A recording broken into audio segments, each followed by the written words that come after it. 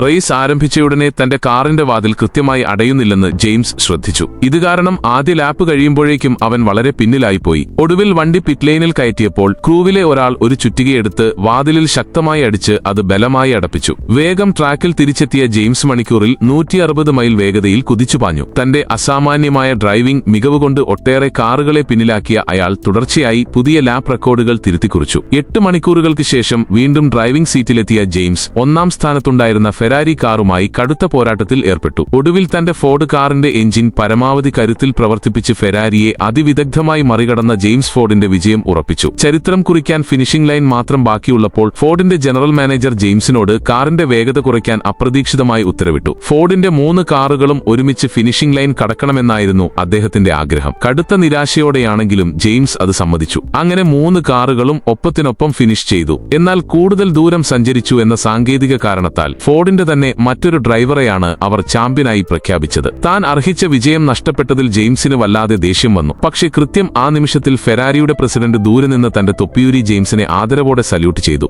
ആ റേസിലെ യഥാർത്ഥ വിജയി ജെയിംസ് ആണെന്നുള്ള ആ വലിയ അംഗീകാരം കണ്ടതോടെ അയാളുടെ ദേഷ്യമെല്ലാം പൂർണ്ണമായും ഇല്ലാതായി.